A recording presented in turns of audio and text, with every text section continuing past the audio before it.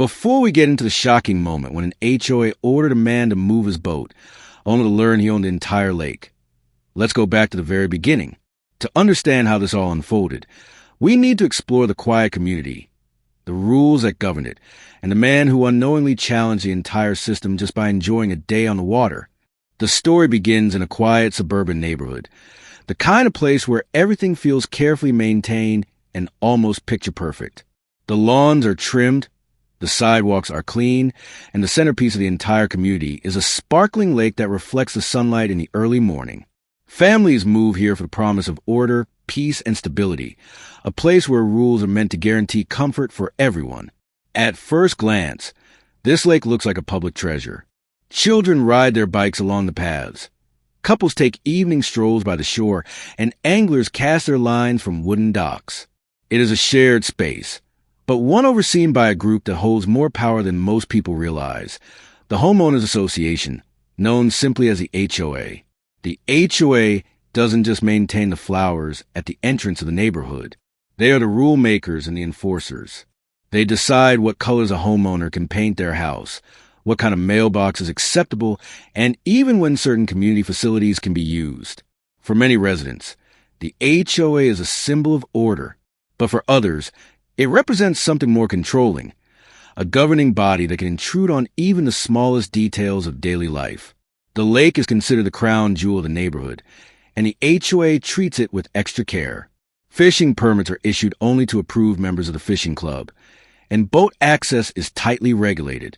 The association argues that these rules protect the water and keep the community safe. But beneath the surface, they also represent a form of social hierarchy. Only those within the approved circle are given real access. Signs posted around the lake spell out the regulations in bold letters. No unauthorized boats. No fishing without a permit. The message is clear. This is not a public lake. It is a controlled space, managed and monitored. Neighbors have grown accustomed to this structure. Many don't question it, believing that following the rules is simply part of living in this carefully curated environment. But while the HOA insists they own the space through community bylaws, the truth is far more complicated. Something no one at this moment is aware of. On a warm afternoon, a man arrives at the lake with a small boat hitched to the back of his truck. He is calm, deliberate, and moves with the ease of someone who belongs exactly where he is. His skin is dark, his demeanor quiet, and he doesn't seem interested in attracting attention. All he wants is to get his boat into the water and enjoy the peaceful rhythm of the lake. He unties the ropes, slides the boat gently into the water, and climbs aboard. With a slow push from the shore, he begins to drift toward the middle of the lake. To him, this is nothing unusual. To the neighbors watching from their porches and docks, however, it is an event that feels like a disruption. In communities like this, new or unfamiliar behavior rarely goes unnoticed. A group of residents sees the boat and whispers among themselves. Some squint, try to recognize who this man is. Others frown, wondering if he has a right to be there. Do you know him? One resident asks another. No, comes the reply. But he doesn't look like he's part of the fishing club. Word begins to spread, and soon enough, a call is made, not to police, but to the HOA board members. After all, it is their responsibility to protect the sanctity of the lake. Within the hour, a few HOA members arrive at the lakeside. They carry clipboards, wear serious expressions, and approach with the confidence of people who believe they are in charge. To them, this is simple. A man is violating the rules, and it is their duty to correct the situation. They stand at the edge of the dock, calling out to man. Excuse me, sir, you can't have that boat here without authorization. The man looks back, but doesn't respond immediately. He simply continues to guide his boat slowly across the water, as if their words carry no weight.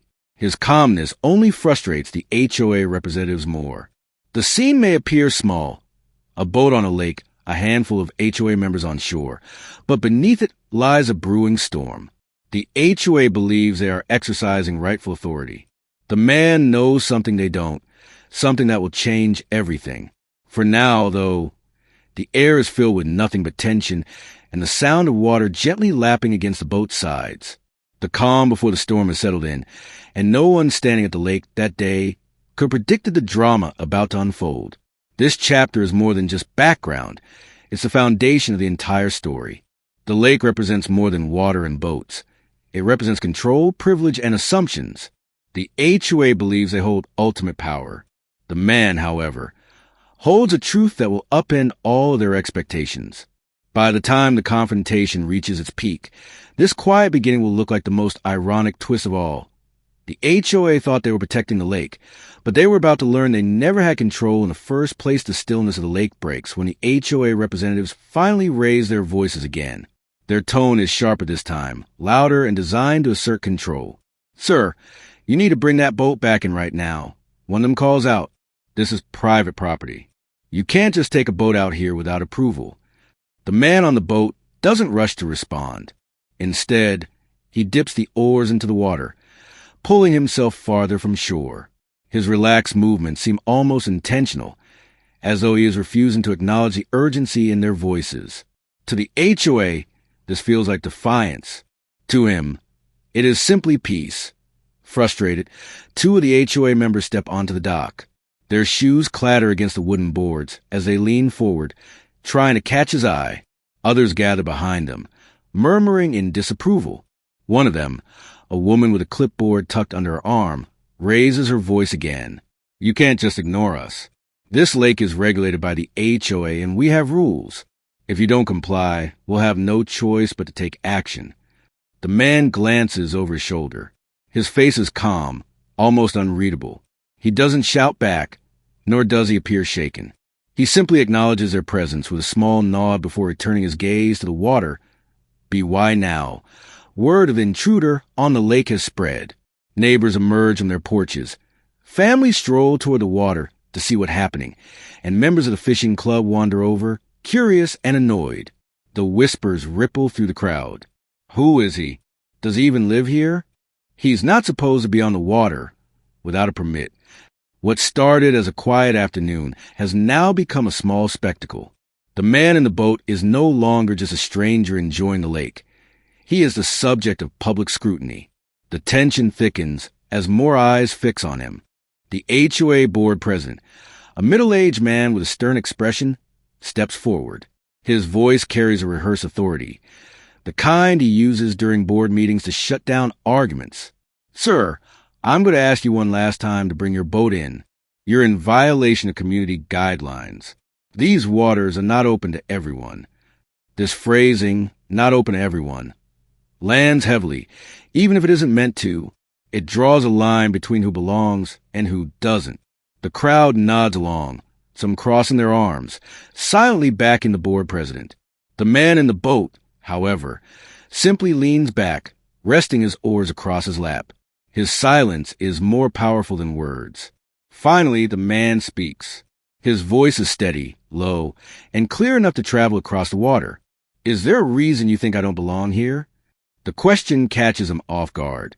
The HOA president blinks, momentarily stunned. He clears his throat and replies, "This area is managed by the Homeowners Association. To use the lake, you need authorization. We don't recognize you as a member of the fishing club or as a resident with lake privileges." The man tilts his head slightly, as if considering the answer. "And you're certain about that?" The exchange is brief, but it leaves an uneasy silence hanging in the air. The HOA expected compliance, not questions. The woman with the clipboard steps forward again, her voice sharper now. "We've told you the rules. If you don't come back immediately, we'll have to involve law enforcement. Do you really want this to escalate?" The mention of police draws murmurs from the crowd. Some nod approvingly, while others shift uncomfortably. The man in the boat, however, shows no fear. He dips his oars back into the water and rows lazily in a wide circle, as if to demonstrate that he has all the time in the world. His composure feels like resistance. The HOA interprets it as arrogance. Several members of the fishing club, already irritated that someone is breaking the rules, step closer to the dock. One man shouts, "We pay fees to fish here. You can't just roll up with your boat like this is some public park." The black man looks at the group, studying them quietly. His expression doesn't harden or soften. It remains steady, calm, and unreadable. "I see," he says simply, his voice carrying across the water. So this is about fees? The question lingers. It's not sarcastic, but it makes the crowd uneasy. For the first time, they sense that maybe the situation isn't as straightforward as they thought. The HOA president senses the crowd's tension and raises his voice again, determined to keep control. Enough. Sir, if you don't return to shore right now, we will file a formal complaint, and you will be banned from this lake permanently. The irony, of course, is that the man in the boat knows something they don't, that he cannot be banned from what is rightfully his. But he doesn't reveal this yet. Instead, he lets the weight of their words hang in the air, observing how quickly the crowd accepts the HOA's authority, without question. The confrontation, now public and heated, feels uncomfortable for everyone watching. The crowd shifts between fascination and unease. Some mutter about calling the sheriff. Others shake their heads, uncomfortable with how aggressive the HOA is being. The black man remains the center of it all, calm, composed, and unshaken. Every attempt to pressure him seems to fall flat. His quiet resistance only highlights the HOA's desperation to control the narrative. What the HOA doesn't realize is that they've already lost. By making this conflict so public, they've set the stage for their own humiliation. The reveal has not yet come, but the seeds are planted. The lake, once a place of peace, has now turned into an arena. The HOA members stand firm on the dock, shouting orders and warnings. The man floats just beyond their reach, unmoved by their authority.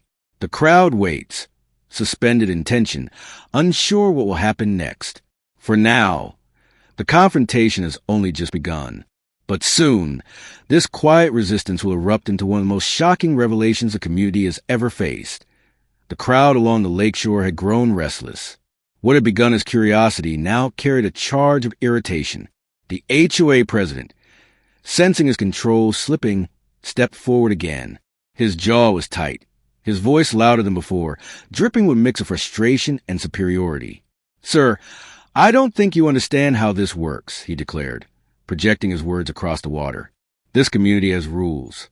Rules that everyone is expected to follow. You are not above them." His words were sharp, designed to corner the man into compliance. Behind him, the other HOA board members nodded firmly, crossing their arms as if their physical stance alone added weight to his authority. The woman with the clipboard, the one who had been scribbling notes since the confrontation began, took a step forward and added her own voice. Her tone was clipped, bureaucratic, and cold. "You're already in violation of several bylaws," she said, flipping a page for dramatic effect.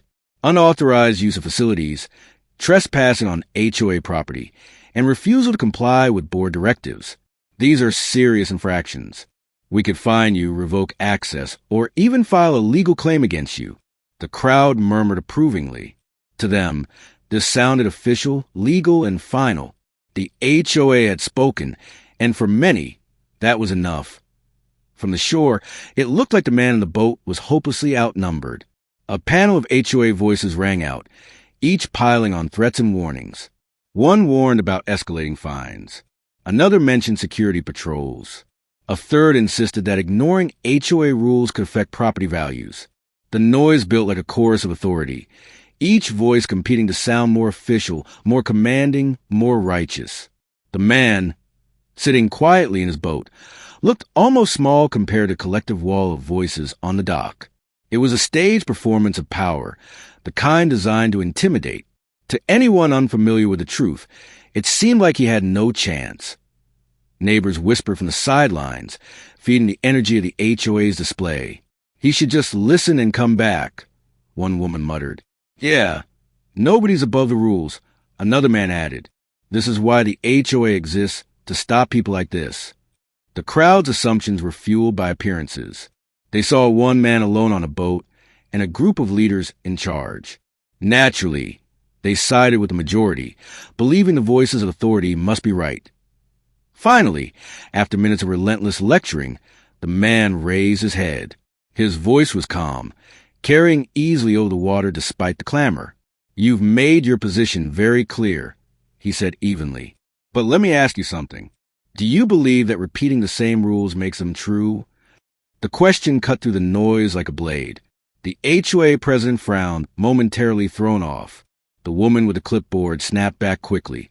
Of course it makes them true. These rules are in the bylaws. They were voted on, approved, and enforced by this board. You don't get to question that. The man's expression didn't change. Interesting, he replied softly, frustrated by his composure. The HOA president took another step forward. His voice was raised now, echoing across the lake. If you do not comply immediately, we'll call law enforcement. And when the police arrive, you'll be removed from this property. Do you really want to go down that road? The crowd gasped slightly. The invocation of police was meant to be the final trump card. It was the HOA's way of showing that they could escalate this into something more than a neighborhood dispute.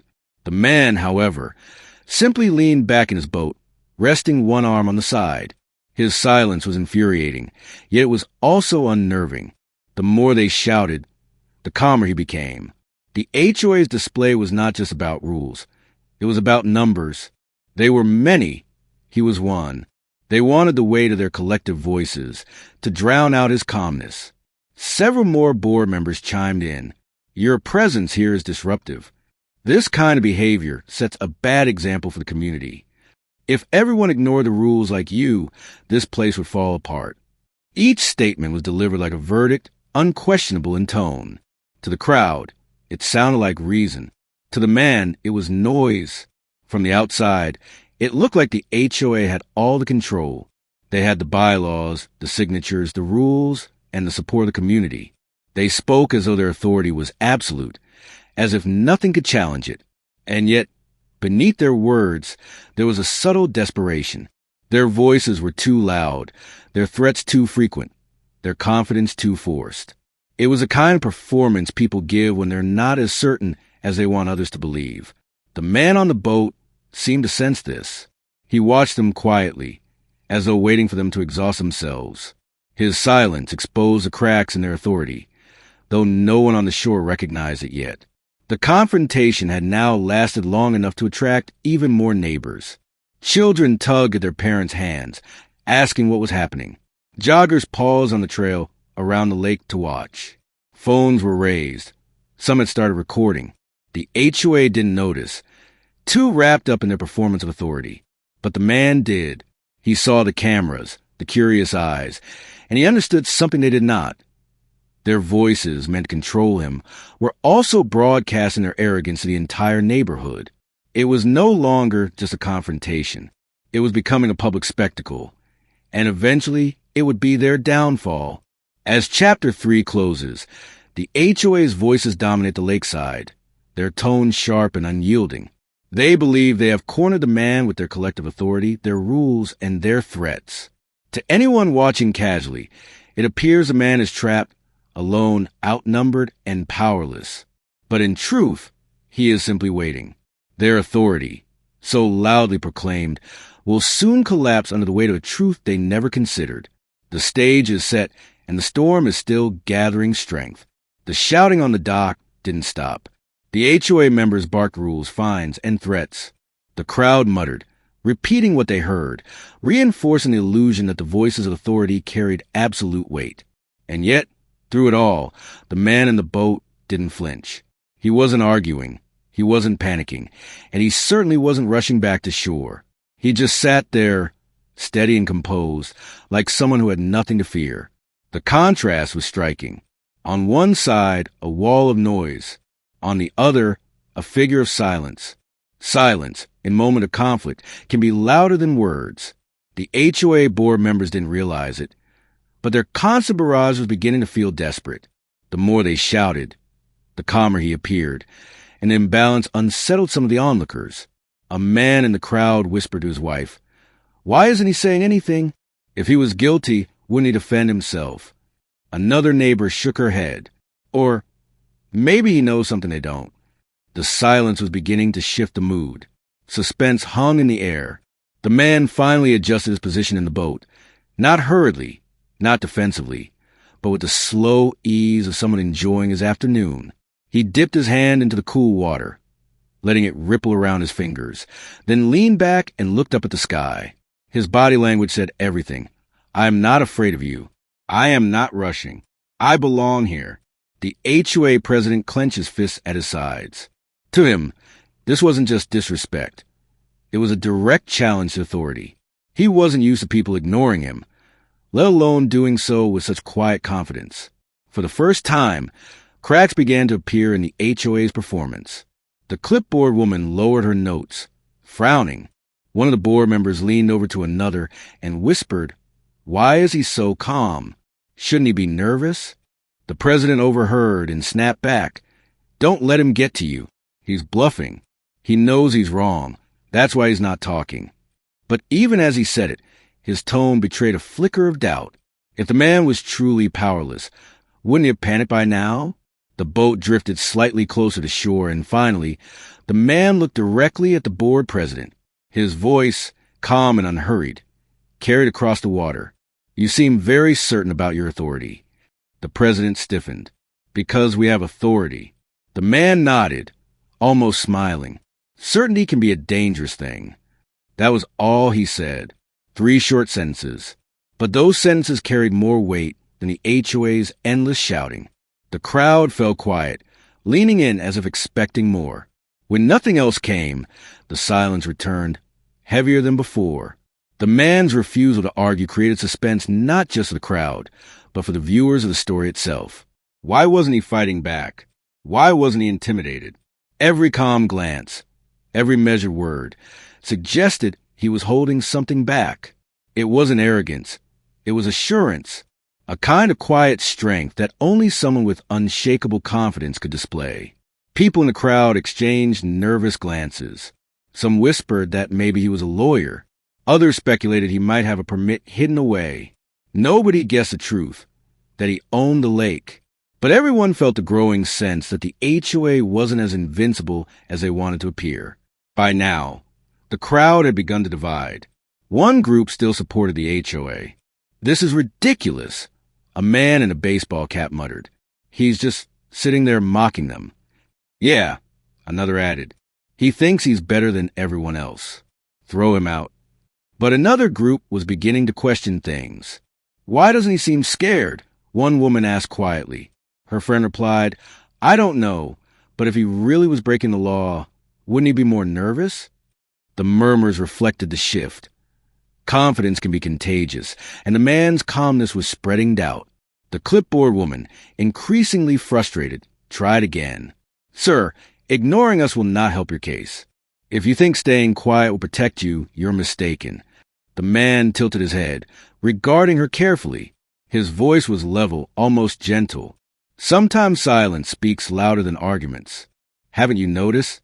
Her mouth opened, but no words came. The crowd chuckled softly, not at him, but at her sudden speechlessness. The HOA had been shouting for minutes, and with a single sentence, he had turned the energy back on them. Unable to control his temper, the president slammed his foot on the dock. "Enough games. You're wasting our time, and you're making a mockery of this community. Do you think you're above the rules? Do you think we won't act?" The man's response was calm, almost soothing. "I don't think anything. I know where I stand." The words puzzled the crowd. They were too cryptic, too confident, too certain.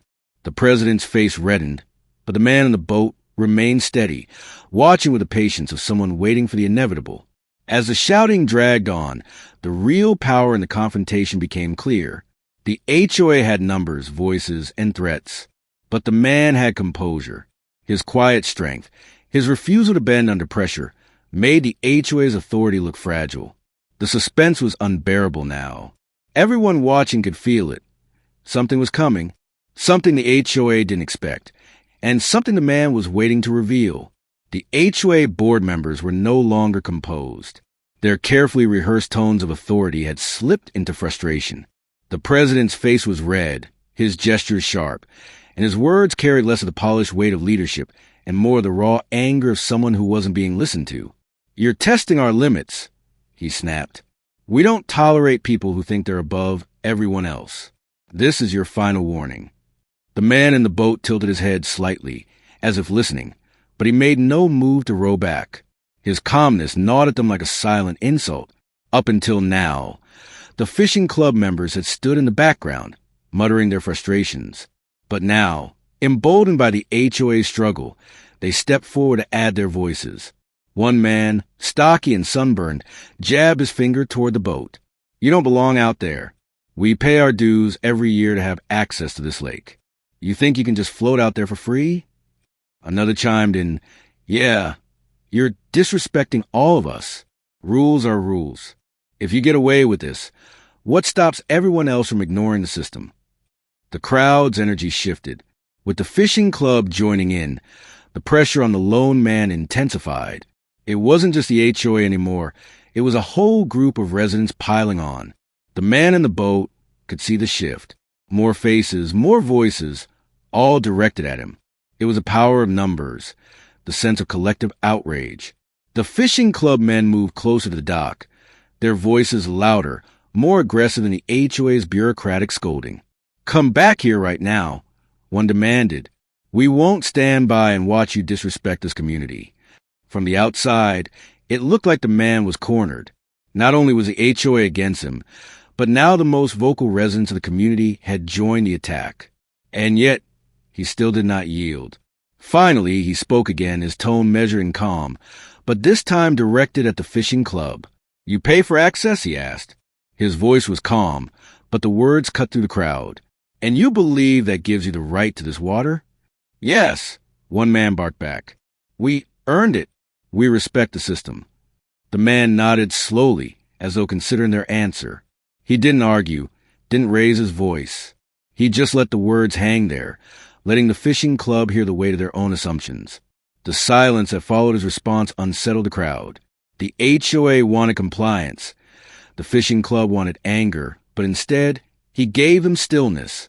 A woman whispered to her husband, "Why does he keep asking questions instead of defending himself?" Her husband shook his head. "I don't know, but it feels like he's leading them somewhere." Even among the residents, there was division now. Some wanted the HOA to push harder. Others began to suspect there was more to this man than they had been told. The HOA president, sensing that the crowd's attention was slipping, raised his voice once more.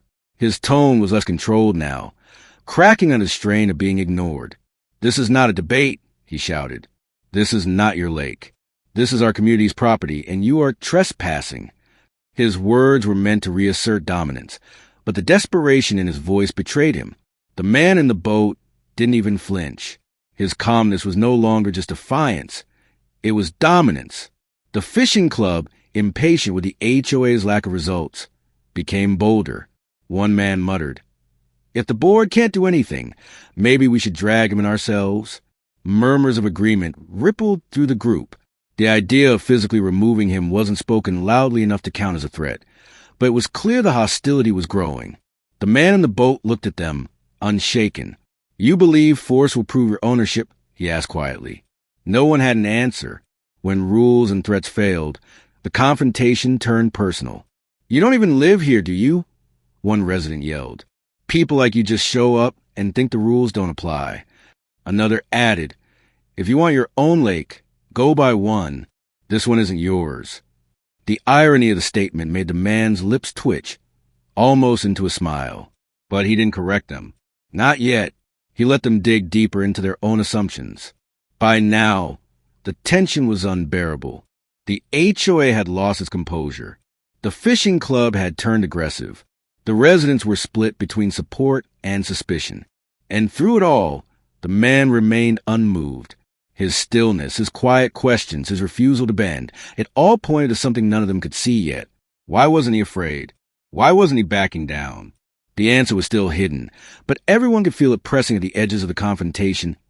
As Chapter 5 draws to a close, the scene has shifted from rules to raw emotion.